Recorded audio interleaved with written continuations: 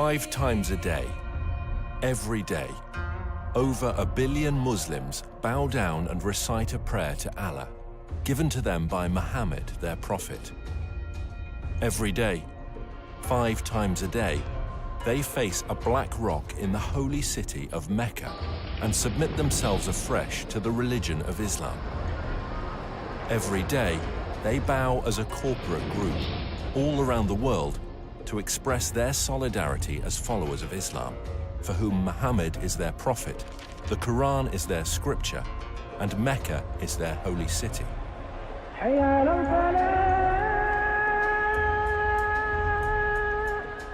However, as archaeological discoveries are beginning to point to a different story, scholars are seriously examining and challenging the facts about the founding of Islam. And if they're right, how will it affect Muslims today?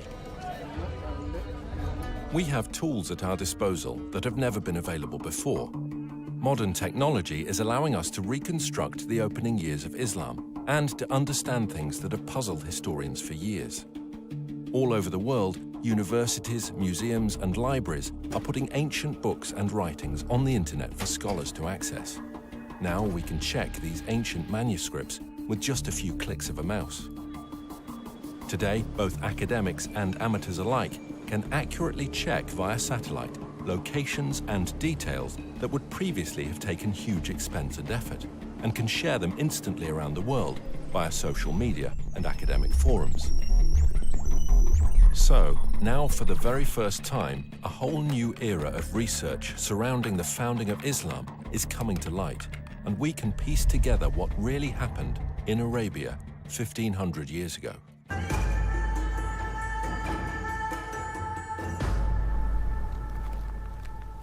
Writer and historian Dan Gibson has lived most of his life in the Middle East. He has extensively researched the peoples and places of the ancient world before Islam. I first came to Arabia in my early 20s, and I've spent more than 30 years exploring every corner of this amazing part of the world, piecing together evidence for a radical new theory, which I believe will change our understanding of the past. Years of study have led me to the conclusion that Islam began somewhere other than where the conventional histories suppose, and that in early Islamic writings there are clues and references that reveal the hidden truth about the Mecca mystery. Back in 2002, I had occasion to visit a conference on Nabatean studies organized here by the Al Hussein bin Talal University. During the conference, I had occasion to speak with leading archaeologists from Saudi Arabia and from Jordan. I asked them specifically about the archaeological record in Mecca. While not wishing to be named or quoted, they admitted that there was no archaeological record in Mecca before 800 AD. I had expected them to defend the opinion that Mecca was a walled city with houses and gardens and public buildings and temples. They said no, there was nothing like that there. Did you know that the name Mecca is mentioned only once in the whole Quran? Muslim scholars link other names with Mecca. Names such as the Forbidden Gathering Place, or the Holy House, or the Place of Becca, or Weeping. All of these terms are universally associated with Mecca today. Nevertheless, the Quran itself does not tell us in so many words that these all refer to Mecca. Muslim scholars see no reason to debate this. But in recent years, some historians have raised questions. They have noted that Mecca was a barren place and not located on the ancient caravan route. People have imagined that the caravans carried incense, spice, and other exotic goods. But according to recent research, by the time of Muhammad, the age of frankincense was now long over, and the Arabs engaged in a trade of leather and clothing, hardly items that could have sustained a large city that was described as the mother of all cities and the center of the trade route. Look at this map. Where do all of the trade routes intersect? There are 3 places in northern Arabia that could be described as the center of the trade route. What is interesting is that Mecca was not even a stopping place because it was not even located on the caravan route. In this film, we will find out why there is a total lack of archaeology in Mecca from the time of the Prophet Muhammad. why descriptions of Mecca do not tally with the landscape, and how an early Islamic civil war altered the truth about Islam. While Muslims all over the world believe that their holy city and their founding leaders all lived in Mecca in Saudi Arabia, Dan Gibson believes the evidence actually points elsewhere. During my studies of Arabian history, I've come across evidence that points not to Mecca, but to northern Arabia as the founding place of Islam. Up until now, no one has ever questioned that Mecca is the holy city of Islam. Every Muslim believes that he should pray towards the Black Rock in Mecca. But years of study and countless trips to all parts of the Arabian Peninsula have led me to a radical new understanding of Islamic history. I believe that in the process of understanding Islamic history, a fundamental error has been made. It wasn't a deliberate falsehood, it was just a misunderstanding of what happened during the founding years of Islam. So later Islamic writers corrected what they thought was an error in earlier histories when it was actually the truth. Is it possible that over 1 billion people who follow the religion of Islam misunderstand how and where their religion began? And if so, what implications does this evidence have for the average Muslim who wants to follow the instructions of Muhammad, his prophet? We are going to have to examine a time in history and a setting that few of us understand. For centuries, the histories of the classical world and Middle East empires have been discussed, but little effort has been given to the history of Arabia. This ignorance is true not just of the West, but also of the Arabs themselves. The Prophet Muhammad was born in 570 AD, at a time and a place that few people today really know about. His grandfather and his father were Nabatean merchants, and in fact Muhammad himself married a merchant woman. One day, Muhammad was meditating in a cave and an angel visited him. The angel taught him words of praise to Allah. Later, his wife convinced Muhammad that it really had been an angel and he was in fact called to be a prophet of God. During his lifetime, he had many visits from the same angel, and each time there was a new revelation. These revelations from the whole of the lifetime of Muhammad become gathered together to what we know today as the Quran. Adel Ishamari studied Islam at the Islamic College in Kuwait. Over the years, he and Dan have formed a good friendship and have often found themselves drawn into deep discussion about faith and its history. كانت رسالة محمد هي أن في إله واحد وأن هو آخر الأنبياء الذي أرسلهم الله. وهذا الشيء أغضب كثير من المتواجدين في مكة بسبب أنهم كانوا يعبدون آلهة أخرى وهي الأصنام. كثير من الأصنام كان موجود هناك وكانوا يعبدون هذه الآلهة. ولهذا السبب بسبب غضب الناس عليهم صار اضطهاد على محمد وعلى القلة من أتباعه. فقرر محمد وأتباعه الهجرة إلى المدينة. Muhammad and his followers suffered persecution. So he and a few of his followers fled to Medina. Now that city actually converted to Islam and Muhammad established a government there. And in fact, we can date the Muslim calendar from this period of time. Shortly after this, his followers started attacking caravans, growing in power, growing in number, until eventually more and more people joined them, to the point where they became an expanded military presence, in fact, throughout the whole of Arabia. Muhammad gave his vision of taking Islam to the entire world. However, he died unexpectedly. And at that point, disputes broke out, leading to civil wars. But despite these differences and these divisions, there was the continued dream of expanding the faith to the whole of the world. Eventually, much of North Africa and Central Asia became under the control of Islam. And today, Islam is the second largest of the world's religions. Today, all over the Middle East, when construction companies want to dig for a foundation, there should be someone present from the Ministry of Antiquities. It doesn't matter if you're in Jerusalem, Damascus, or Amman, Jordan. Wherever you dig, the chances are you will expose an ancient site of some sort. In the city of Mecca in Saudi Arabia, developers are digging all over. putting up great buildings, hotels and high-rises. But, to the surprise of archaeologists, there are no ruins of a great and ancient city under Mecca. The city where Muhammad was born was a major city. It had no trouble in raising large numbers of men to work caravans and march in its armies. Not only did it have a significant population, but it was also an agricultural city. وتسمى هذه المدينة اللي هي مكة بأم القرى في القرآن. أم القرى هي الاسم هذا المفروض يطلق على مدينة مبهرة، مدينة فيها آثار، مدينة فيها ليها أسوار، مدينة يعني كبيرة معروفة.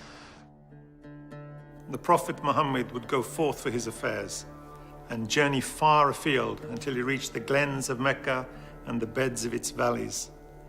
Aisha, Muhammad's wife, mentioned how one of the men was longing for Mecca. Would that I but stay overnight in a valley filled with various kinds of grass? When we came to Mecca, we saw a town blessed with water and trees, and delighted with it, we settled there. Al-Bukhari speaks of a prisoner who was eating grapes while he was chained in irons, and he says, "This was not the time of fruit in Mecca." It's hard to believe that these things were written about Mecca. The area around Mecca is all rocks and desert. Mecca averages less than 10 centimeters of rain per year. With its extremely hot temperatures and barren conditions, this is scarcely enough to grow any vegetation at all, let alone grow enough food to support a large population. Yet the holy city of Islam is described as having fields with trees and grass and soil. But there's no cultivatable land near Mecca. It doesn't match the ancient descriptions. Ibn Ishaq mentions that the people of Mecca were reluctant to cut down trees in the sacred area. The presence of trees and plants in ancient times can be easily tested by the presence of spores and pollen in undisturbed ancient soil. To date, there is no record of trees having ever existed in ancient Mecca. Another puzzle is that the city of Mecca is missing on all early maps of Arabia. One would expect that a major merchant city would be mentioned on early maps, but not one shows Mecca before the time of Islam. Over the years, I have gathered copies of many ancient maps of Arabia. I have diligently translated them, but never once did I find Mecca mentioned on a map before Islam.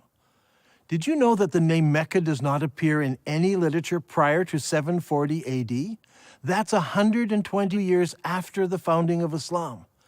Don't you find it puzzling that for the first 120 years of Islamic history, none of the surrounding nations knew anything about the existence of Mecca?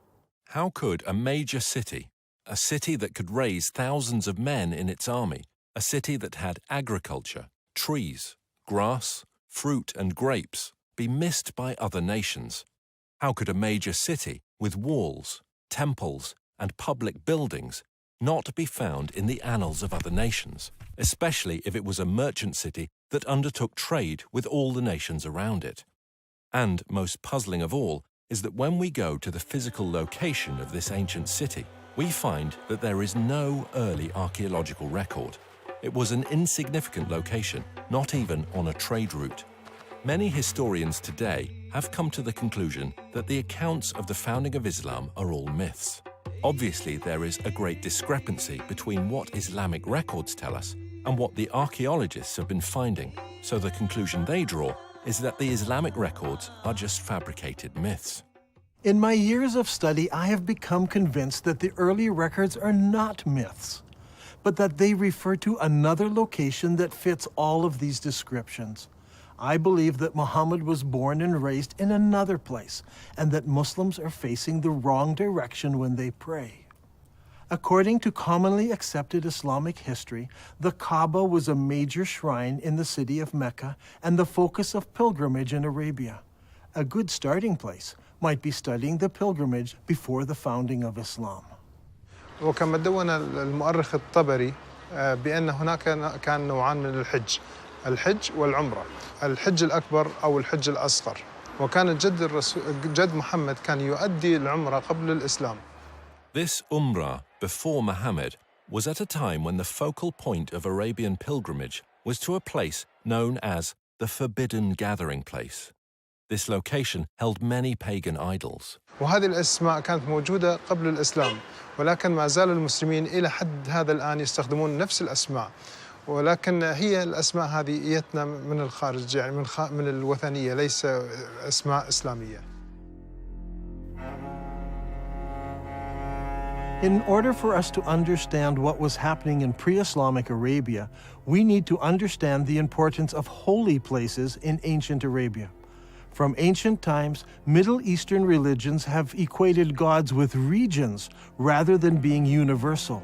Modern readers of history have long been influenced by Greek and Roman concepts of the pantheon of gods and have failed to realize the significance that the ancient Arabs applied to gods of specific regions.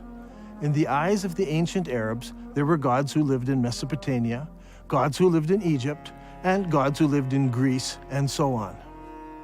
Arab merchants passing through an area would respect the local gods. They were not opposed to gods of different places.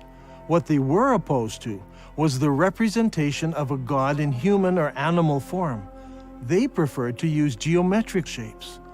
For instance, here is a god in the shape of a block. That one over there is shaped as a triangle. Each of these gods were considered local gods and must be respected when passing through their territory. Such a view of religion naturally leads to accepting territories and locations as being sacred to specific gods. Thus, the area around a temple, such as a particular valley or remote desert location, could be considered as sacred. It would have a precinct where people could gather, even with their enemies, and be safe, because violence was forbidden in the sacred precincts. When tourists enter the majestic beauty of Wadi Rum here in southern Jordan, they're so often taken up with the exquisite beauty of this valley and the rugged mountains that they miss a temple dedicated to the goddess Lat, or Alat as some call her. This Nabatean temple had a sacred area. It was located in front of the temple, with the mountains marking off the sacred area. Before Islam, Arabs were divided into many groups. They worshipped different gods and often fought amongst themselves over tribal issues. The one thing that held them together was the pilgrimage to a common ancient meeting place. The Quran calls this Masjid al-Haram, or the Forbidden Gathering Place. Masjid means gathering and is translated mosque today. Before Islam, there were no mosques, so the masjid was simply a gathering place. The Forbidden Gathering Place was a sacred place of refuge and security, where regular activities ceased and violence was forbidden, or haram. The concept of haram, or forbidden, is very strong in Islam. في القرآن ذكر المسجد الحرام، وهو المسجد الحرام في المدينة الإسلامية المقدسة، ويعتبر المسجد الحرام وما حواليه من المدن هو منطقة محرمة. Allah has made Mecca a sacred sanctuary, and it was a sanctuary before and will be so after. None is allowed to uproot its shrubs or cut its trees or hunt its game. So we have two descriptions of the original holy city of Islam.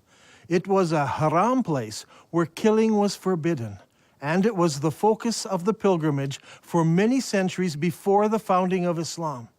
Now look here, much of the graffiti found throughout the Negev and southern Jordan was written by people on pilgrimage to the ancient city of Petra in southern Jordan. Thousands of people scratched their names and messages on rocks as they made their way to Petra for pilgrimage. This creates a problem for us. Mecca is unknown in maps and literature before and during the rise of Islam.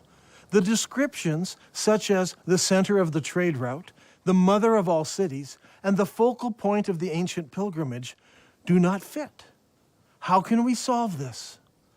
The answer to that comes from Islam itself. المساجد في الوقت الحاضر تتجه كلها صوب القبلة، صوب الكعبة، وهناك مكان في المسجد يسمى المحراب الذي الإمام يوقف فيه ويصلي ويقود المصلين، ولكن في الأيام الماضية ما كان موجود هذا المحراب، ولكن كان في حائط يتجه صوب القبلة، وكان المبنى بالكامل مبني باتجاه صوب القبلة. In Islam, it is universally understood that the Qibla is towards Mecca in Saudi Arabia. No one questions the direction of the Qibla today. However, the Quran tells Muslims they have a Qibla. The text of the Quran does not give the name of the city to which prayer was originally made. It only mentions Masjid al-Haram, or the forbidden gathering place. Muslims believe they originally prayed towards Jerusalem. According to Islamic sources, in 624 AD, Muhammad changed the Qibla to Mecca. Muhammad revealed this in Surah 2 of the Quran. Thus we appointed the Qibla to you. Indeed, it was a momentous change, except to those guided by Allah. Allah would never make your faith of no effect. Now shall we turn you to a Qibla that shall please you. Turn then your face in the direction of the Masjid al-Haram. Wherever you are, turn your faces in that direction. As a historian of the Arabian Peninsula, I've always been interested in finding the location of the original Qibla. What direction did Muhammad pray towards before the Qibla was changed? Was it Jerusalem, as some claim? Was it Syria, as some claim? Or was it some other direction? If we were to do this study 100 years ago, it would require an incredible amount of work and research. We would have to travel the world searching ancient sites to find the earliest mosques in Islam. Now, in a few moments, we can do what used to take a lifetime. Google Earth lets us look down on sites from space, and websites like ArcNet can combine the research of hundreds of students and professors. We can examine structures based on various criteria. We choose Islamic buildings, arrange them by date into a chronological list, then determine when they were constructed, check their Qibla direction by using Google Earth, and collate this to determine when the Qibla direction changed towards Mecca. This will give us solid data to work with. Now, determining the Qibla direction is not an exact science. Some of the early mosques, like this one, are not exactly square. So researchers need to find the Qibla wall and project 90 degrees from that wall. Because early buildings were not square, we cannot use the side walls or the back walls.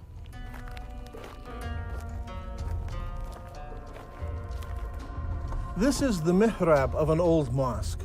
The early Arabs set the Qibla direction using the stars, and they were very accurate.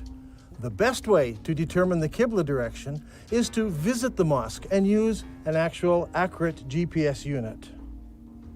Not every mosque can be used for this study. Many of them were totally reconstructed over time, so much so that it is no longer possible to determine their original Qibla direction. However, a number of mosques survive. For instance, there is a mosque called the Mosque of the Two Qiblas in Medina. Islamic history tells us that it was in this very mosque that the companion leading prayers was told of the Qibla change. So he turned around and started praying towards Mecca.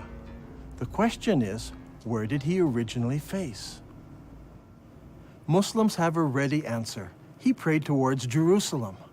Now today, the Mosque of the Two Qiblas faces Mecca. But in 1987, the mosque was completely torn down so it could be rebuilt. During the construction process, the old foundation was revealed, and they discovered that it did have a Qibla wall that did indeed face north, generally towards Jerusalem. And so Muslims believe originally the Qibla was towards Jerusalem. There is a simple way that this can be put to the test. If we go to the earliest mosques that were built, where we can identify their direction of prayer, we can plot them on a map and see if their lines converge. We'll find one of three things. They all point in different directions. They all point to Jerusalem, or they all point to another location. After the Mosque of the Two Qiblas in Saudi Arabia, there are a further 11 early surviving mosques that we can research. These are located in China, Egypt, southern Jordan, Lebanon, Central Jordan, Yemen, Israel, Iraq, Jerusalem, West Bank, and lastly, Lebanon. So, if we go in the order that they were built, the second surviving mosque was built in Guangzhou, China. Guangzhou is the modern name for what was known as the city of Canton. When Marco Polo reached this city in 1300 AD, he discovered over 100,000 Arab and Persian merchants living there. You see, the Arabs had been trading with the Chinese for hundreds and hundreds of years. This is all well documented. And so Abu Waqas, an uncle of Muhammad, traveled to China on a trade mission. And according to Chinese manuscripts, he built a mosque for the Arabs in Canton in 627 AD, or 6 years after the founding of Islam. I personally examined this mosque and used a GPS unit to determine the mosque's Qibla direction. What I found was surprising. This mosque does not face Mecca. It faces 12 degrees north of Mecca, meaning that it does not face Jerusalem either. Its Qibla passes south of Jerusalem. The next mosque was built in 641 AD, about 20 years after the founding of Islam, in the town of Fustat, just outside of Cairo. This mosque was rebuilt and enlarged several times, so that today the original foundation is no longer evident. However, a description of the original ground plan of the mosque survives, and the Islamic records tell us that the first Qibla pointed east and later had to be corrected towards the south, towards Mecca. The next surviving Islamic building is the Umayyad Palace, built here at Humayma in southern Jordan. Around 700 AD, or about 80 years after the founding of Islam, the Abbas family built a large manor house here. This house had no special mosque area. Rather, the faithful would line up here in the courtyard to pray. This house has Qibla direction, but it is not towards Jerusalem. The following year, a new mosque was built in Baalbek in Lebanon. Notice that its Qibla does not point to Mecca. 1 year later, the Umayyads built a large and impressive mosque here on the citadel in Amman, Jordan. This mosque points south. Mecca is over there. A couple of years after this, in 705 AD, or 84 years after the founding of Islam, Muslims constructed the Great Mosque of Sana'a in the capital city of Yemen. While this mosque points in the general direction of Mecca, it actually points to the west of Jerusalem. The following year, in 706 AD, the Umayyad Muslim rulers built Khirbat al-Minya, a large palace complex in Israel on the shores of Galilee. This palace complex had a specific room used as a mosque. According to the inscription set into a gateway, it was built 87 years after the founding of Islam by the Muslim ruler Al-Walid. This building and its mosque do not face Jerusalem. That same year, the Muslims also built the Wasit Mosque in Iraq. Originally, archaeologists claimed that this mosque pointed to Jerusalem. However, further research has shown that this mosque points south of Jerusalem. The next mosque is the Al-Aqsa Mosque in Jerusalem itself. This mosque is not the temple dome, but rather the old mosque to the south of the dome. This mosque is already in Jerusalem, but it also has a Qibla, and it does not point to Mecca. The next mosque we come to was built in 724 AD, 103 years after the founding of Islam. This is the Khirbat al-Mafja Mosque near Jericho in the Jordan Valley. This palace was built near the end of the Umayyad dynasty. By looking at the floor plan, we can see that the palace and its mosque faced south rather than towards Mecca. That same year, a mosque was built at Anjar, about 58 kilometers from Beirut. It was built near the end of the Umayyad period, and no more than 30 years later, it fell into ruins and eventually was abandoned. Since it was never rebuilt, we can easily determine the Qibla direction, which does not point towards Mecca, or Jerusalem.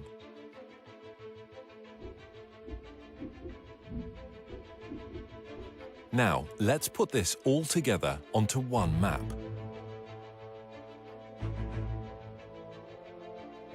The result is amazing. During the first 100 years of Islam, 100% of all the surviving mosques we have located so far face a spot in southern Jordan rather than Mecca. From north, south, east and west, mosques all face towards one spot. This isn't some small error in determining the Qibla direction. They all specifically point to just one place. Directly under this point is the ancient city of Petra. This is a city that is well known to us today. It is a popular tourist site. Tourists come from all over the world to marvel at the great temples and the monuments in this city. Could it be that Petra is the mother of all cities described in the Quran? It was the focus of the ancient Arab pilgrimage. So could Petra also be the birthplace of Muhammad and the founding city of Islam? دان غريب، يعني أنت تقول إن البتراء لكن البخاري يقول لنا هي القدس، فشلون تبي نفكر في هذا الأمر؟ شلون تبينا نقبل هذا الشيء؟ يعني البخاري قال لنا القدس. Every good Muslim tells me that Muslims used to pray towards Jerusalem. They know this because Bukhari tells them this. And I agree, Bukhari says it was Jerusalem. But Bukhari is writing some 200 years after Muhammad, and he's writing more than 100 years after the Qibla change took place. So he's not an eyewitness. He's just collecting what people are remembering. And he actually notes several conflicting ideas that were circulating at the time. While some people were offering morning prayer at Quba, a man came to them and said, "A Quranic order has been revealed to Allah's apostle tonight, that he should face the Kaaba at Mecca. So you too should turn your faces towards it." At that moment, their faces were towards Syria. And on hearing this, they turned towards the Kaaba at Mecca. I believe that originally Muhammad, while living in Medina, prayed north towards Petra, which was in the Roman province of Syria. By the time Bukhari was collecting his stories, people had forgotten Petra, and everyone remembered that their great-grandparents prayed towards Syria. دان القرآن يقول لنا مسجد الحرام في بكة، فيا ترى بكة وين موقعها الحقيقي؟ Those who bring up the argument about Becca raise an interesting point. I agree that in Islamic literature, the name Becca is synonymous with the first holy city of Islam. When Muhammad was a young man, the people decided to rebuild the Kaaba. In the rubble, they found several building blocks with inscriptions written in Syriac, the language of the Nabateans. They found a Jew who could translate it for them. I am Allah, the Lord of Bika. I created it on the day that I created heaven and earth, and formed the sun and moon, and I surrounded it with 7 pious angels. It will stand whilst its 2 mountains stand, as a blessing to its people with milk and water. The word Becca is an ancient Semitic word which means to weep or lament. If a location was assigned the title Becca, it would mean the place of weeping. The name Becca has never been used of Jerusalem. It appears only once in the Bible in Psalm 84. Here it is used in reference to a valley of weeping. But the Quran also speaks of a valley of weeping, where Hagar was weeping over Ishmael. The Quran places this story in Becca, which is the early name for the place where the Kaaba was built. Surely this location was not Jerusalem, which is built on top of a mountain and not in a valley. I think the answer is quite simple. There were many major earthquakes in Petra, such as the one in 551 AD, only 19 years before Muhammad was born. We are told that during that earthquake, much of Petra was destroyed. Petra could have been called the Valley of Becca because so many people were killed over so many years from all the earthquakes. If Petra is the holy city of Islam, then there should be evidence of Muhammad's tribe, the Quraysh, around Petra. If Dan Gibson can find Muhammad's tribe, it will greatly support his theory that Muhammad was from the Petra region and not from Mecca.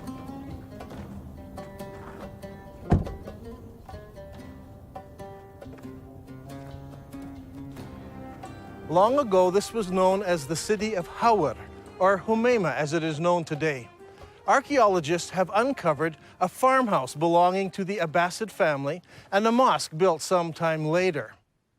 When the Muslims of Iraq defeated the Umayyads of Damascus, they wanted a member of Muhammad's family to support and legitimize their revolt. And so they came here to Humayma, 27 miles from Petra. It was here that they found Muhammad's family and the Quraysh tribe. They didn't go to Mecca in Saudi Arabia or Medina. They came here to Humayma, 27 miles outside of Petra. It was here that they found the Quraysh tribe and the family of Muhammad, not in Saudi Arabia. So far, we have discovered that the early mosques of Islam all faced the ancient city of Petra. But does the city of Petra fit the Islamic descriptions of the original holy city of Islam? There is a story told by all of the early biographers of Muhammad. It concerns Abdullah, Muhammad's father. He was working in the field one day and he came home with dirt on his hands. He went into his first wife and said, "Lie with me," but she refused because he was dirty. So he went out, washed off the soil, went into his next wife, Amina. She conceived, and in this way, Muhammad was born. What is important to us about this story is that all of the early writers use the same word for the dirt on Abdullah's hands. They all use an Arabic word for soil, especially the soil of a cultivated plot or field. The problem is, there is no cultivatable land near Mecca. However, when we come to Petra, we discover that Petra had water, fields, and trees. According to archaeologists, there were private and public gardens, as well as running water brought into the city through aqueducts and clay pipes. Archaeologists have described fruit trees, grapes, and gardens existing in ancient Petra.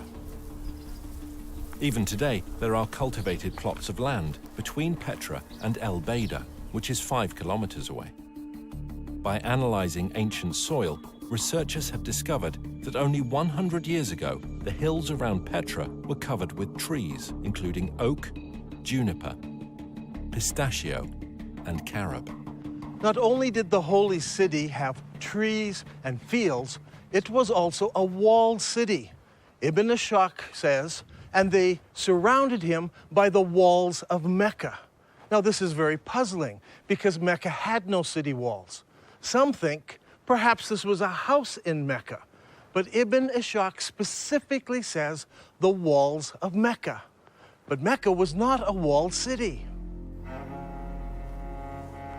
So what about Petra? Petra was built in a valley. On either side of the valley were large mountains with cliffs. These cliffs were as good as city walls. So the people of Petra built walls from one mountain cliff to the other mountain cliff, both on this side of the valley and also on the other side of the valley. So Petra had city walls. Another distinctive feature in Petra is that it contains a very unique stream. Now, usually you have a valley with mountains on one side, mountains on the other, and a stream running down the center of the valley. But in this case, long ago, earthquakes cracked these mountains so that there is a crack in that mountain, water runs through that crack, across the valley, and out the crack in the other side. The Nabateans built a colonnaded street from one mountain to the other mountain, and beside it was a rainwater course. Let's go down there. Now, in Islam, one of the duties of the pilgrims is to go 7 times between 2 mountains called Marwa and Safa. What is interesting is that Bukhari tells us that Muhammad chose to do this, running in the rainwater course between the 2 mountains. But there are problems. Safa and Marwa are just small rocks. Today, they're housed right inside of the mosque building. As you can see on this drawing, there was no rainwater course between these two rocks. But here in Petra, the description fits exactly from one mountain to the other. There are 4 ways into the Petra Basin. Since Petra is in a valley, one could enter from either end of the valley. During the year of the contest of Mecca, the Prophet entered Mecca through its upper part. But there were also other ways of entering Petra.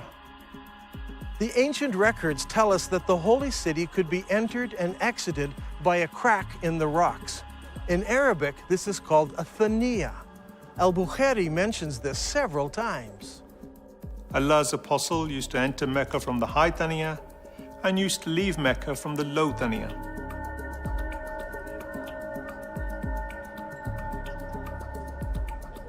The Prophet went on advancing till he reached the Thaniya through which one would go to them, that is, the people of Quraysh. There are 2 Thaniya entrances. One of these is the famous Sikh that tourists pass through to enter the city. The other is on the far side of the colonnaded street and leads into a maze of canyons that eventually empty out into Wadi Araba below the Dead Sea. Petra also has many temples. Over here is what is known today as the Temple of the Winged Lions, or the Temple to Al-Uzza. Behind me is what is known as Kesser al-Bint today, or the temple to the god Dushera. This short chain of mountains here was the home to the god, and here in the very heart of the mountains is the temple to this god, El-Dushera. Now, Ibn Hisham relates to us a very interesting story. It's very early in Islamic history. Only a few people have converted to Islam at this time. One of those was a man known as Al-Tufail bin Amr of Mecca. He accepted Islam on one of his journeys, and once he returned home to Mecca, his wife also decided to accept Islam. Al-Tufail then tells his wife to go to the temple of Dushera and cleanse herself there. In the sacred area, there was a trickle of water where she could wash herself. She did this and returned home and learned about Islam. Did this story take place in Mecca, 1,000 kilometers away, where there is no temple to Dushera? Or did it take place here in Petra? If it did, then Dushera's temple is there. She would have come down to this temple, washed herself, and gone home. Is there a temple to Dushera in Mecca, in Saudi Arabia? No. There are no temples, no cracks in the rock, no water stream, no city walls, no grass, no trees, nothing. It's all here in Petra. And for the first 100 years, every mosque in the entire Islamic world pointed here to Masjid al-Haram, the forbidden gathering place, here in Petra. There is no other city in the world that fits this description so perfectly. Now, Al-Haktab had so harassed Zayd that he forced him to withdraw to the upper part of Mecca, and he stopped in the mountain of Hira, facing the town. It's interesting to note that in this account, Mount Hira is located in the upper part of Mecca. If you go to Mecca today, the cave of Hira doesn't face the city.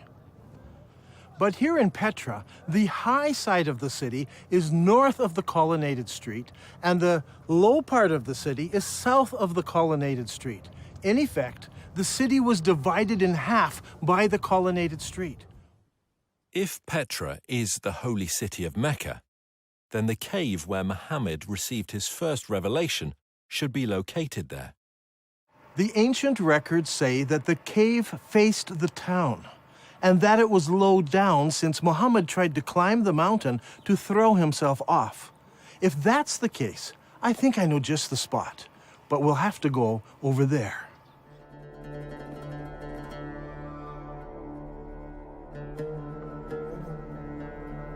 Here in this cave, we can see where there are many various god blocks.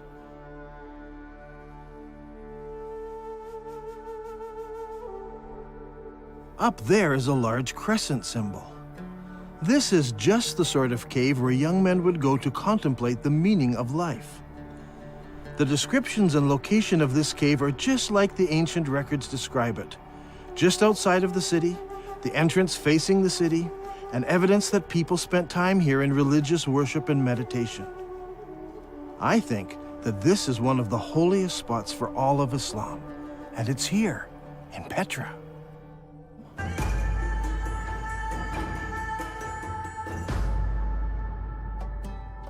The Quran commands every Muslim to face the forbidden gathering place when they pray. Now, the forbidden gathering place wasn't a building. It was much more than this. It was a large area marked out with special stones. These stones marked the boundary around the sacred area. No killing was allowed inside this area. Even birds were not killed. Now, what kind of stones would you need to mark out such an area? If you had just small round stones, they would be lost among the other stones of the desert. They must have been larger stones. And there should have been something special about them, so that you knew for certain that this was the boundary of the sacred area. Today, in Mecca, there are no special boundary stones.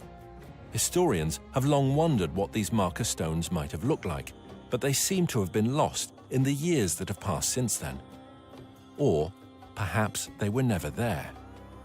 If Petra is the original holy city of Islam, then of course the special stones wouldn't be in Mecca. They would be in Petra.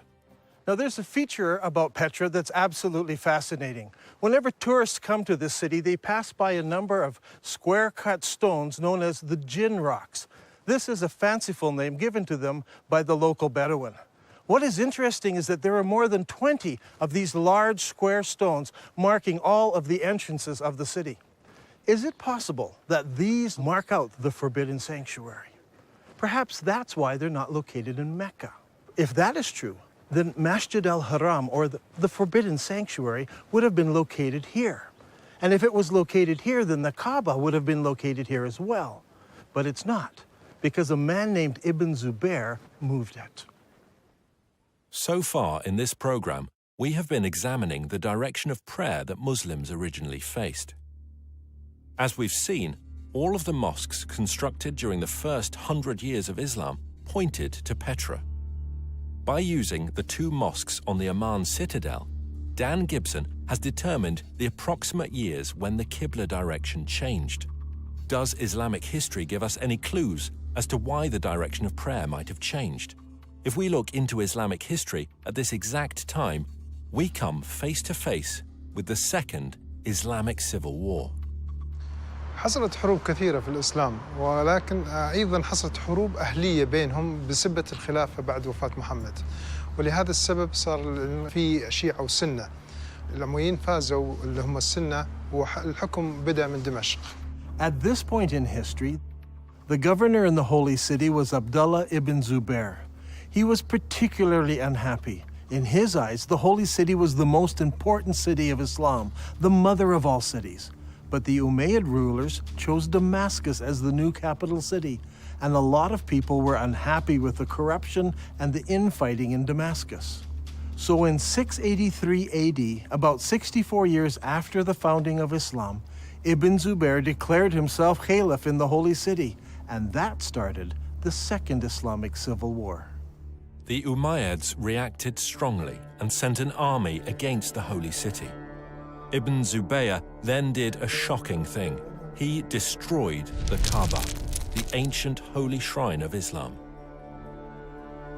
Ibn Zubayr then demolished the Kaaba sanctuary until he had leveled it to the ground and dug out its foundation. Then he placed the black stone beside it in a wooden stand in a strip of silk. The Umayyads fought against Ibn Zubayr and his companions, but after 40 days, news arrived that the ruling caliph in Damascus had died. Now, the Umayyad generals insisted that the battle wasn't over, but that they must return to Damascus so that a new caliph could be established. The members of the Umayyad royal family had come to the battle as well, and they insisted that they must return to Damascus under the protection of the entire army, so the whole army marches off. The problem we face here is one of timing. The Islamic records are quite clear that when the Caliph died, his 13-year-old son ruled in his place. Al-Tabari, Volume 20, tells us specifically that his son survived only 40 days after his father died before he too was killed. During this time, the armies from the Holy City returned to Damascus. Now, a slow-moving army would have taken many days to cover the 1,400-kilometer trek across the desert from Mecca in Saudi Arabia to Damascus in Syria. If the army could move at 20 miles a day, it still would have taken them 43 days. When you add up the time the messenger took to bring the message, the time it took for the army to decide to return and get mobilized, and the 43-day march, there is simply not enough time. Mecca is too far away to be believable. However, if the holy city was Petra, then the distances would all be drastically reduced. This problem of distances plagues Islamic history again and again. Mecca in Saudi Arabia is simply too far removed to fit many of the stories in early Islamic history. Now, with the lull in the war, Ibn Zubayr had time to rebuild his defenses and prepare for the return of the Umayyad army. Now I want to show you something. Here are some of the volumes of Al-Tabari's History of Islam. Al-Tabari managed to collect a massive amount of material that he writes about what happened during each year of Islamic history. He devotes whole chapters, sometimes 2 chapters, to every year. But then something strange happens. The battle for the Holy City takes place over several years, but year 70 of Islamic history is of great importance. Now notice, Al-Tabari spends 15 pages describing what happens in year 69, and he spends 27 pages describing what happens in year 71. But where is year 70? Look at this. For year 70, Al-Tabari only records a few lines of text. Did he not find any more information for this year? Or did later editors censor this year from Al-Tabari's record? Only a few lines, but what he records gives us a few tantalizing details. It tells us that Musa'ib ibn Zubair, apparently a brother of Abdullah, brings supplies to the Holy City. Were these supplies military equipment? No, it says he brought many horses and camels. I believe that this is the year that the followers of Ibn Zubair moved south from Petra to the deserts of Arabia to find a place where they could hold out against the Umayyad forces. All details of this year have been removed from Al-Tabari's history. But we know that they obtained many horses and camels, which would have no other purpose than to move many of the people out of the city. This lull in the war continued into the next year. So Ibn Zubair took advantage of the break to undertake a religious project. He decided to rebuild the Kaaba. But Al-Tabari does not tell us where the new Kaaba was constructed. Was it in Petra? Or was it in a new, safer location in faraway Mecca? I believe that the new Kaaba was built in Saudi Arabia, and that the black rock was moved there for safekeeping. So even if Ibn Zubair lost the holy city, he still had the rock and a new Kaaba. After a new caliph was established, the Umayyad army returned. This time the army was bigger, and the Umayyads brought large weapons of war with them. Among them, a stone-throwing machine called a manjanik. The war between Ibn Zubayr and Al-Hajjaj took place for 6 months and 17 nights in the hollow of Mecca. Yusuf ibn Mahak said, "I saw the manjanik with which stones were being hurled. The sky was thundering and lightning, and the sound of the thunder and lightning rose above that of the stones, so that it masked it."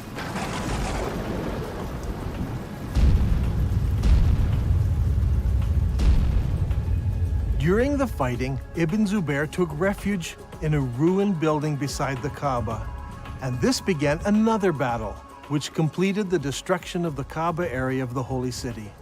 Eventually, Ibn Zubair lost the battle, but the cause was taken up by those in the city of Medina in Saudi Arabia and by the city of Kufa in Iraq. I believe that during this time, the Islamic world was thrown into contention. Should they pray towards Petra, or should they pray towards Mecca? The great Islamic empire had divided into two. Originally, the Umayyads ruled from Damascus, and they prayed towards Petra.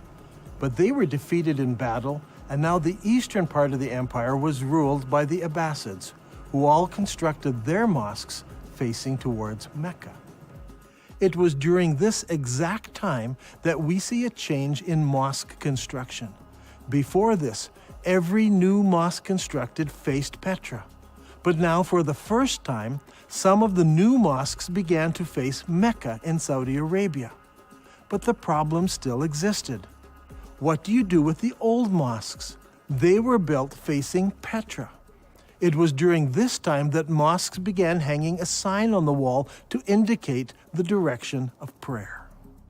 It was said in the reign of Uthman that the Caliph ordered that signs be posted to the walls of the mosques in Medina. This was so that the pilgrims could easily identify the direction to which they needed to address their prayers. Now, this is a very interesting development, because up until this time, mosques were built so the faithful had only to face the Qibla wall and they faced the holy city. Why would you need to introduce a sign unless the direction of prayer had changed? Around this time, around 89 years after the founding of Islam, a niche was suddenly introduced into mosque structure to denote the direction of prayer. This niche was added to older buildings and also incorporated into newer buildings. Today, the niche is standard in every mosque, but it wasn't originally. There was no niche until the Qibla direction changed. In the Civil War, the Umayyads still prayed towards Petra, but the rebels in the Holy City in Medina and in Kufa chose to pray towards the new Qibla in Saudi Arabia. When the armies of Kufa met Ibn Zubayr, Bujair ibn Abdullah al-Musli spoke. Praise be to God who has tested us with shackles and tested you by your forgiving us. Ibn Zubayr, we are people who turn to the same Qibla as you. What a strange phrase. We are the people who turn to the same Qibla as you. Muslim historians argue that this means the same Qibla as every other Muslim. But now that we have uncovered evidence of the change of Qibla at this very time, this phrase takes on special significance. The people of Kufa join with Ibn Zubayr in accepting his Qibla. This is key to understanding much of what takes place later. Even though Ibn Zubayr is eventually killed and seems to lose the civil war, the city of Kufa plays a major role in the development of the new Abbasid dynasty, and Kufa becomes a theological center and a place for copying Qurans. In the Islamic world, things were a mess. Not only were Muslims divided politically, they were divided religiously. Obeying the wishes of Allah as revealed by the Prophet Muhammad was at the very heart of Islam. Should you obey Muhammad and the Quran and face towards the forbidden gathering place in Petra? Or should you pray towards the sacred house and the Black Rock, which is in Saudi Arabia? So far, Dan Gibson has plotted the existing mosques from the 1st century of Islam, and they all point to Petra in Jordan. So what about the mosques of the 2nd century of Islam? Do they all point to Petra as well? Here is where things start to get interesting. During my studies, I discovered that the mosques built during the 2nd century of Islam point in different directions. This is what I call the time of confusion. 102 years after the founding of Islam, the Mosque of Ummah was constructed in southern Syria, in the ancient city of Busra. As you can see, the mosque's orientation does not point towards Mecca. But clearly, it does not point to Petra either. 5 years later, the ruling Muslims built a palace in the Syrian deserts known as Qasr al-Hayar al-Gharbi. This is a drawing of the floor plan of the palace and the mosque in the corner of the complex. The whole complex seems to face somewhere between Petra and Mecca. A couple of years later, Qasr al-Hayar-i-Shaki Palace was built about 100 kilometers north of Palmyra. If we examine the ground plan of the palace buildings, we notice that the palace and its mosque don't seem to align to either Mecca or Petra. Once again, it points in between. Is it possible that something had happened which made the builders not want to choose either Petra or Mecca, so they pointed the Qibla between the two? We can see from the map that the Qibla points exactly between the two cities. It is not a slight error in calculation, but a deliberate avoiding of both Petra and Mecca. So, we must find an answer elsewhere to explain that change. 109 years after the founding of Islam, a mosque was built in Bangalore, Pakistan. Like all of the other mosques of the period, it had only a Qibla wall without a niche. This mosque, however, pointed towards Mecca in Saudi Arabia. Here we have the very first mosque that we can identify as pointing to Mecca. There may have been others built that no longer exist, but this mosque is significant because it's the earliest surviving mosque that we can truly say faced Mecca in Saudi Arabia. And what is astounding is that it was built about 100 years after the death of Muhammad. This is very late for Muslim historians, and it is going to cause traditional Islamic history all kinds of trouble. One of the most important buildings in our study is found here on the citadel of Amman, Jordan. This Umayyad palace was built about 122 years after the founding of Islam. Now, if you remember, we looked at an Umayyad mosque built over here. This mosque points directly towards Petra, but when they built the palace, its Qibla direction was directly towards Mecca. So clearly, the Qibla direction changed sometime between the construction of those buildings and the construction of this palace. This will help us determine how and when the Qibla direction changed. Remember, it was during the construction of this palace that the name Mecca first appears in literature anywhere. الغريب أن مكة لم تذكر طول هالسنين هذه لا في الكتب الأدبية ولا الكتب الإسلامية، ولكن ما تم ذكرها إلا عند تغيير القبلة، وهذا شيء غريب جدا. يا ترى شنو الأسباب؟ يعني المفروض أنه يذكر في الكتب الإسلامية في تاريخ الإسلام، ولكن لم يذكر هذا الشيء إلا عند تغيير القبلة. هذا شيء غريب. The next major mosque that was constructed was built 32 kilometers south of Amman, Jordan. This was known as the Mushatta Palace and Mosque, and it was built in 743 AD. As you can see, it was a very large and impressive Umayyad palace, with the mosque located in the southern part of the structure, facing Petra. Indeed, the entire complex faces Petra. What makes this interesting is that it seems that Islam is now split into several groups. There were the traditionalists, who built their mosques like this one, facing Petra. But there were reformers whose mosques face Mecca. And there were others who were not in either group, and they refused to select either of those qiblas. During this time, a significant change took place in Islamic history. The Umayyad rulers of Islam in Damascus were defeated by the Abbasids of Kufa. In 754 AD, Al-Mansur, the new caliph, commissioned the construction of a brand new eastern capital, choosing Baghdad in Iraq as his site. The new city was built on a spectacular design. Rather than the haphazard shape common to most Middle Eastern cities, this city was built in a great circle. The designers went out to a brand new area and used ashes to draw out the city plan on the ground prior to construction.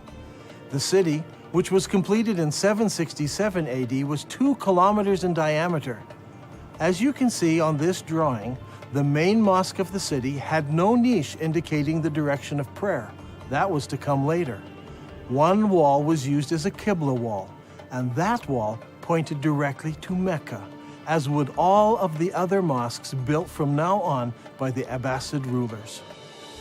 If this is all true, then the Prophet Muhammad and the first 4 rightly guided caliphs in Islam, and the following Umayyad rulers who ruled Islam from Damascus, all prayed towards the city of Petra. But late in the Umayyad reign, something happened that caused the builders to change the direction of their mosques.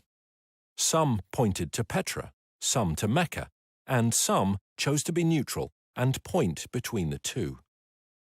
This created a problem for the western half of Islam.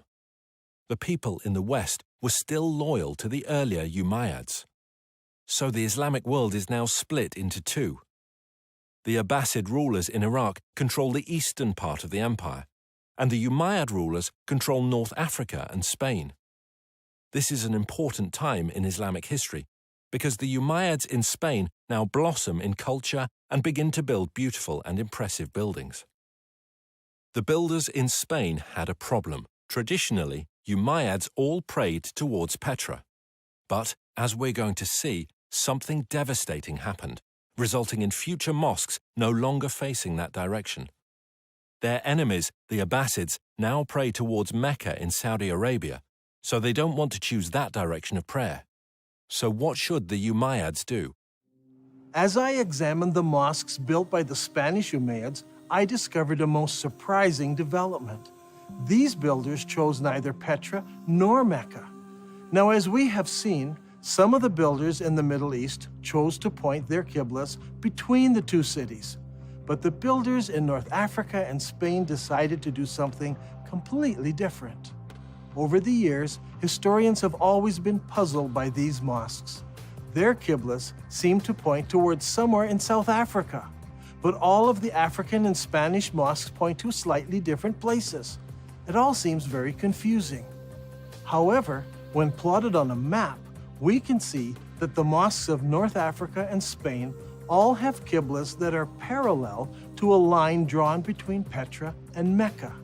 So rather than choosing Petra or Mecca, they chose to make their qiblas parallel to a line drawn between the two cities. كل المسلمين يعرفون بأن مكة موجودة في السعودية، وأنت في نظريتك اليوم يعني تقول لي مكة موجودة في البتراء، على أي أساس أنت جبت هذا الفكرة؟ يعني شنو الدليل؟ شنو البرهان هذا؟ يعني برهانك ودليلك على هذا الشيء؟ احنا اللي عارفينه أن مكة موجودة في السعودية، فعلى أي أساس أنت جبت هذا الشيء؟ If you're still not convinced, I want to show you something else. Do you remember when we discussed the Second Islamic Civil War? Ibn Zubair barricaded himself in the Holy City, and the Umayyad Syrian army surrounded him and kept him there for 4 months. During the month of October, the Syrians brought a catapult up to the city walls, where they lobbed rocks right into the holy places of Islam. How is this possible? Normally, people live behind the city walls. A catapult would simply smash down people's houses. But in this case, it said the catapult hit the holy places of Islam right in the center of the city. How is this possible? Well, here in Petra, there is a unique feature. Petra had city walls. In the north and in the south, the city walls crossed the valley. But in the north, the city walls did not go all the way to the canyon because there was a watercourse running along the canyon. I believe the Syrians brought their catapult up the dry river course right to the place where they could lob rocks into the very heart of the city, hitting the Kaaba and the holy places of Islam. Archaeologists from Brown University have been digging here in Petra for many years. Their project was to excavate what is known as the Great Temple area. As they uncovered the temple, Dan was amazed to find evidence that supported his theory. One of the interesting features of this building is that people built defenses here against attack. See, here in this doorway, they closed it in so they could defend themselves. This happened sometime after the earthquake of 551 AD. We can date the defenses of here by the roofing tiles that were used in the construction of these defenses. However, there are no recorded battles in Petra during this time. So we know this happened during the founding years of Islam. But this is not the only evidence we have. During the excavations, the archaeologists uncovered over 400 catapult stones. These stones are buried in about the right place at exactly the right time. This is an extremely strong indication that the battle took place here and that the first original Kaaba was close to this location. So, Islam was divided between the traditionalists and the reformers. The traditionalists prayed towards Petra in Jordan, and the reformers prayed towards Mecca in Saudi Arabia, and others deliberately choosing a middle path. How were they ever going to solve this dilemma? Petra, the city of weeping, suffered a fatal calamity. Massive earthquakes shook the Petra region, destroying buildings, temples, and houses. The damage was so bad that the city was never rebuilt again. The evidence for that first Kaaba is gone now. The catapult stones destroyed much of it. Ibn Zubair destroyed the rest. In 713, an earthquake destroyed the dam that diverts the water around Petra. So every year, floodwaters washed away whatever evidence was left. So, with the memory of Petra fading from view, the chroniclers of Islamic history, writing some 150 years later, would never mention it by name. In time, the memories of these two locations became merged into one, that of Mecca in Saudi Arabia. From now on, all Qiblas would point here.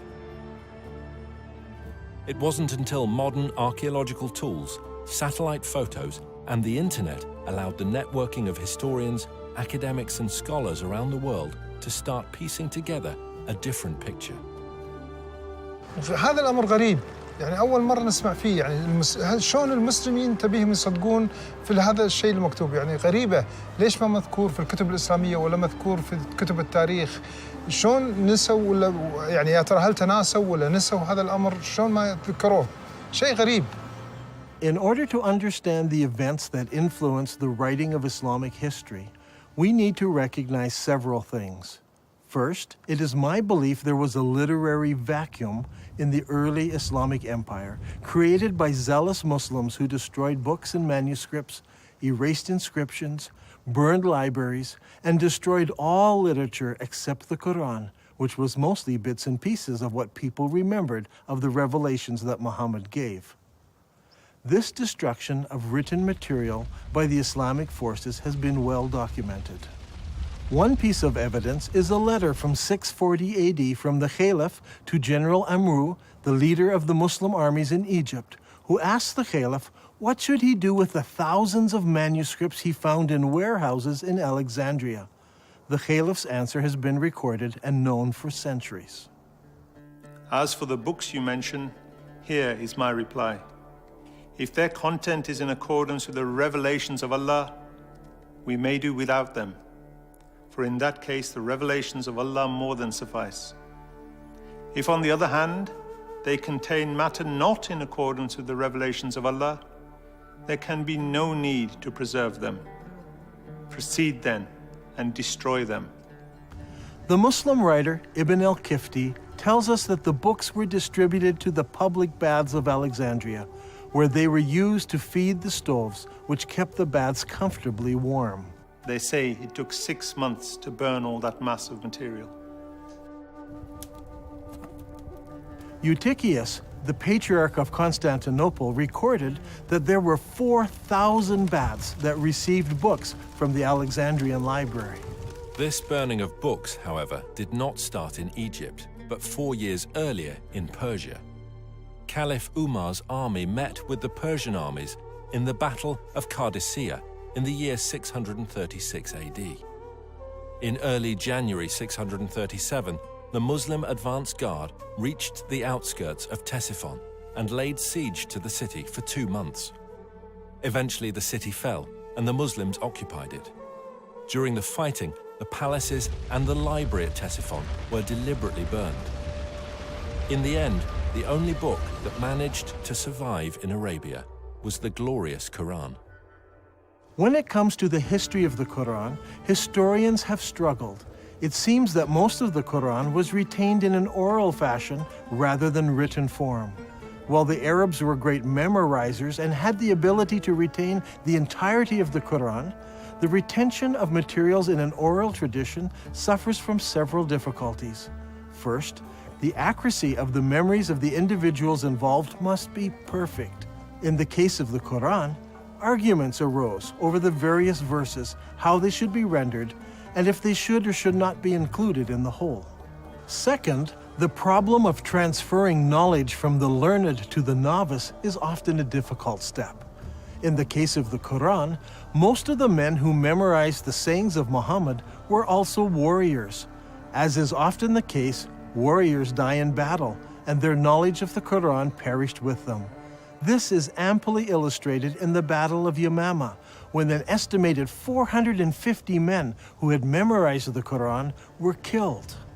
Hudayfa bin al-Yaman came to Uthman at the time when the people of Damascus and the people of Iraq were waging war to conquer Armenia and Azerbaijan. Hudayfa was afraid because the people of Damascus and Iraq had differences in the recitation of the Quran. So he said to Uthman, "O chief of the believers, save this nation before they differ about the revelations." So Uthman sent a message to Hafsa saying, "Send us your manuscript of the Quran so that we may compile the Quranic materials into perfect copies and return the manuscript to you." Hafsa sent it. Then a group of men sat down to create a new copy of the Quran. Uthman said to the 3 Quraysh men, "In case you disagree, write it in the dialect of Quraysh, for the Quran was revealed in their tongue." When several copies were written, Uthman returned the original manuscript to Hafsa. Uthman then sends every Muslim province one copy of what's been written, and he orders that all of the Quranic material, whether written in fragmentary manuscripts or even in whole copies, that they all be burned. And so the burning continued. This time, even Quranic materials were burnt. But it did not stop the arguing about what should or should not be included in the Quran. When the new Qurans arrived in various provinces, people argued against them. Sa'id bin Thabit said, "A verse from Surah Al-Ahzab was missed when we copied the Quran, and I used to hear Allah's apostle reciting it.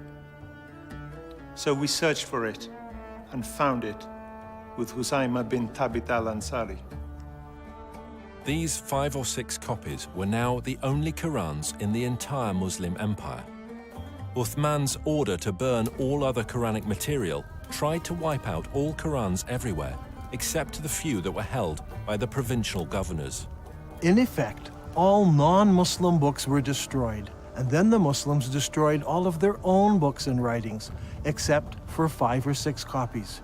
Remember, the Islamic Empire at this time stretched from the Atlantic Ocean through the Middle East all the way to Afghanistan, and only 5 or 6 copies of the Quran existed in all those millions of square kilometers. This is what I refer to when I speak of a literary vacuum. Much later, once the Abbasids took control of the Islamic Empire, they recognized this literary vacuum and they set out to correct it. The problem was, they were interested in producing an Abbasid version of Islamic history. So all of the materials produced under the Abbasid control reflected the politically correct version of Abbasid history. These histories and hadiths about the previous 250 or more years were collected, copied, and distributed. Those books that were written earlier were either destroyed or edited by later writers who thought they found errors in them. Under Abbasid rule, massive religious, scientific, and academic projects were undertaken. The Abbasid rulers encouraged scholarly development that would not only present the early years of Islam in a good light, but would also confirm their own right to ruling the empire. During this period of time, we find the great Islamic historians writing their treatise on Islamic history, and they also edit the earlier accounts. For example, we don't have Ibn Ishaq's original biography of Muhammad, as Ibn Hisham, under the Abbasids, corrected what he called grievous errors in the original account. After the editing of Ibn Hisham, the rest of the great Islamic historians began to write their histories, and they present us with an Islamic history that was tailored to suit the religious and political worldview of the Abbasids of their day. Is it possible that Muslims today are victims of an Abbasid cover-up? Did the Abbasids purposely turn Muslims away from praying towards the forbidden gathering place in Petra, as the Quran commands, and make them pray towards the Black Rock, now residing in Mecca? Are Muslims still being misled by Abbasid propaganda? I believe the stage was set when early Muslim leaders gathered together the various scraps of the Quran. The problem wasn't the collection, it was the destruction of anything that opposed their view. There is a great divide here between Western thought and Muslim thought. In Western thought, the later manuscripts are less reliable, as they are copies of copies. We need to go back to earlier source material, as it's more accurate. Muslims, on the other hand, think earlier manuscripts are less reliable, and later manuscripts replace earlier manuscripts. Even in the Quran, later revelations replace or abrogate earlier revelations. Once you allow the concept of abrogation, you open yourself up to accepting all kinds of changes. If the Abbasids tampered with history, did they go so far as tampering with the text of the Quran? For instance, how did the name Mecca get into Surah 48? Abu Bakr, the successor of Muhammad, made the first compilation of Quranic material. Uthman, who followed him, used that collection and then added to it. The historians tell us that even after Uthman had compiled his Quran, people remembered still more verses that Muhammad had revealed. Every time a new Quran came out, it was touted as the most complete Quran. The previous ones were okay, but the newer ones were more complete, with more revelations in them. Did the Abbasids bring out an even more complete Quran that contained mention of Mecca? Today we have many of the Abbasid Kufi Qurans in museums from Istanbul to Samarkand. These Qurans use the Kufic script invented in the city of Kufa. But what about earlier Qurans written in other scripts? I have searched through many of the early Quranic parchments written in pre-Kufic script. It should come as no surprise that none of the pre-Kufic material includes verses about the changing of the Qibla or the city of Mecca. Historians have challenged me that I'm trying to rewrite all of Islamic history. I assure you I'm not trying to do this. I'm only suggesting one small change. Long ago, the holy city of Islam was referred to as Becca. I believe that name was used for the city of Petra after repeated earthquakes killed many people. After Ibn Zubair moved the black stone to Mecca, scribes had only to make one small change to Islamic writing. In Arabic, Becca is written like this. It's very easy to change the ba to a mim. Watch again. That's all it took. It is virtually undetectable to later readers. Did the Abbasid scribes correct an earlier reference to Becca in the Quran and make it into Mecca?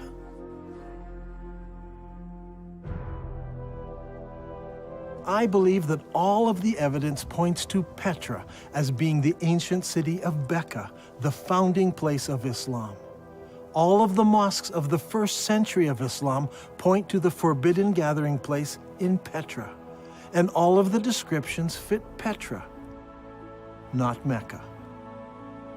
Muslims are instructed in the Quran to pray towards the forbidden gathering place. The Quran says nothing about the Black Rock. It is clear that although Dan Gibson's research is rooted in Islamic history, and he has a great affection for the Arabic world, his theories will be challenging to Muslims. As faiths around the globe come under increasing scrutiny to prove the veracity of their origins, all religions need to consider serious research they may find difficult. Islam needs to ask if it is possible that over 1 billion people have been misled by Abbasid propaganda regarding how and where their religion began. And, if true, what implications does this have for the average Muslim today?